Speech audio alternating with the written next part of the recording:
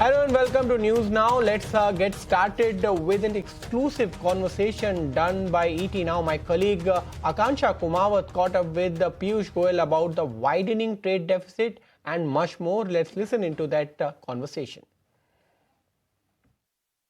Government has hiked price import duty on gold and silver. So how would this affect jewelry industry and also the imports of? Well, the jewelry industry largely works on the recycling of jewelry also, and I'm sure they will look at smarter ways to continue to grow their business. And as far as exporters are concerned, they are always allowed to bring in gold duty free. So what is the status of US-India trade deal finalizing?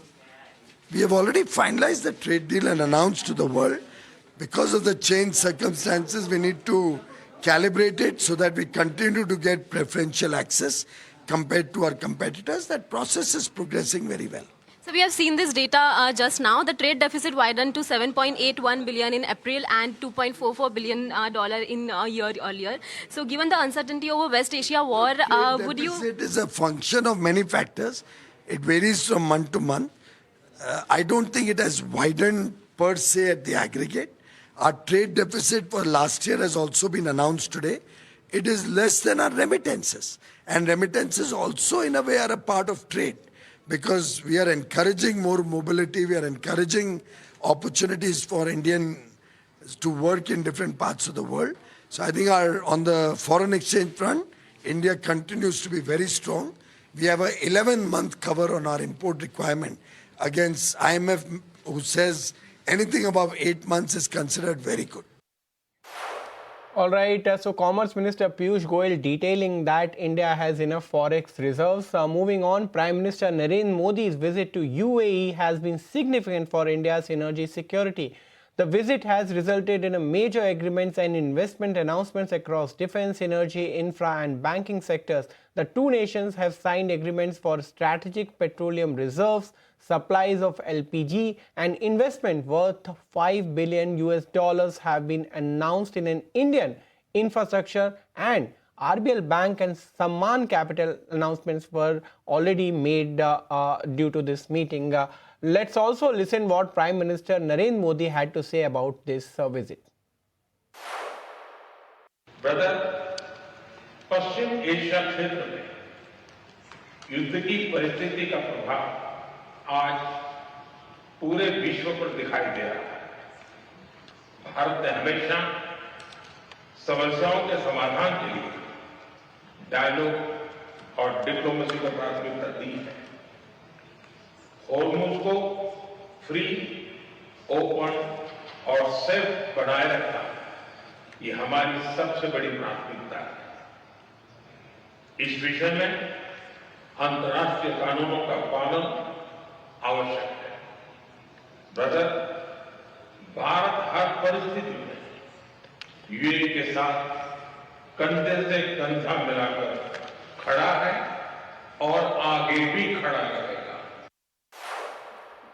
All right, so to discuss this visit in detail, we have with us Vivek Mishra, Deputy Director, Strategic Studies Program, ORF, as well as Arnab Das, Global Market Strategist. Welcome, gentlemen. First, I want to come to you, Vivek, for a reaction. Now, few of the announcements were made during the meeting, but how significant do you think that India's UAE visit is, considering the situation which is there in West Asia?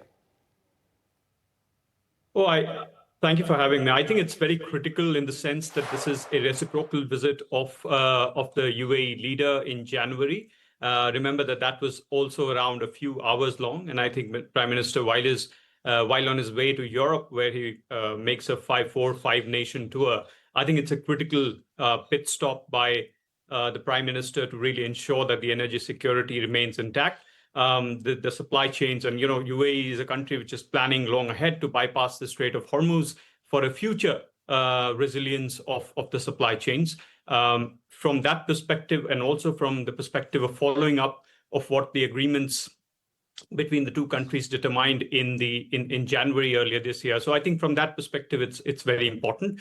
Plus, remember that an Indian ship was attacked a few days back in the Strait of Hormuz, which India condemned, And therefore, you see Prime Minister talking about the importance of the international law in that region specifically. So I think it was a great visit in the sense that there was investment in the defense sector, energy sector, and the infrastructure sector, apart from banking and other sectors. So I think, specifically from an LPG perspective, this agreement really holds high regard because of the domestic crunch that India is currently undergoing. Right, Mr. Arnab Das, I want to come to you because markets are watching this visit very closely, especially from the point of view of Hormuz, oil, and plus the economic situation which we are currently in. So therefore, now that this visit, we have seen the statements which came from Prime Minister Narendra Modi as well, and the announcements. How much of the relief you think that markets can take, or you think there is much more work to be done? Well, thank you for having me as well.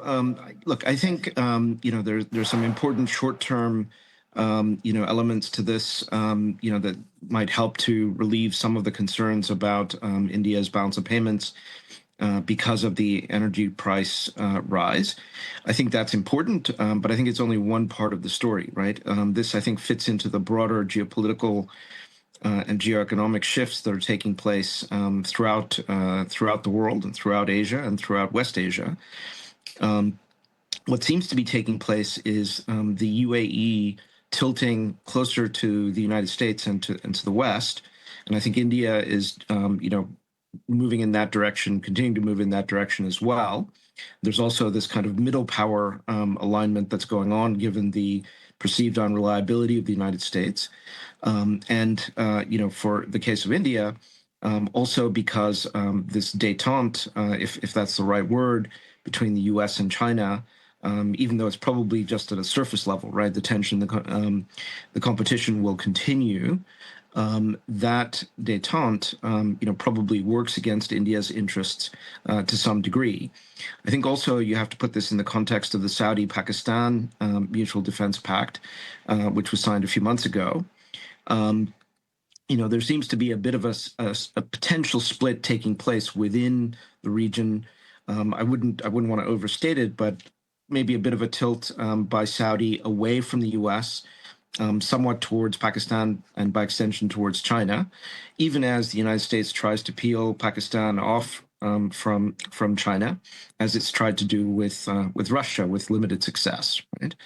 And so I think all of these factors have to be put into the mix. I think as well, it's pretty clear that not much is really going to be changing in the very short term. At least that's what the market is concerned about with regards to the action, the war and the conflict in the Middle East and the blockade of the Strait of Hormuz, right? So that's why oil prices are under upward pressure. The Trump-Xi meeting doesn't seem to have led to anything beyond fine words on this front, right? And the words are important, but the actions, would be more important and would seem to be less than what the market had been hoping for. And that, of course, underlies the sell-off of many bonds around the world and some pressure on some currencies, including, as you say, the rupee. Right. Mr. Mishra, regarding the strategic defense partnership, how much of the importance that holds, as Arnav was also pointing out, is it more of something which will be advantage to India per se, or it is more of a just symbolic kind of a diplomacy? How do you read the situation vis-a-vis the relations which were there with Pakistan as well? So I think it is, has both strategic, long-term and short-term implications. I mean, geopolitically, as it was laid out by my previous speaker, that regionally you see a fraction, a fractious relationship developing, and the competition, the regional competition between the Saudis and the UAEs goes long back over the Yemeni territory, over the regional dominance, and so on and so forth. So I think the fracture is pretty evident, and it is for them to decide the kind of rebalancing that they want to do. But vis-a-vis India, I think it's in terms of the defense relationship, it's a quid pro quo. You see that the Emiratis are emerging and have been big investors. You're opening, as for India, you're opening your defense to outside investors, and I think it could be opportune time to attract some of those investments, because there's a great degree of trust. Remember that the Emiratis are the third largest trade partners of India. So I think from that perspective also, it is very important.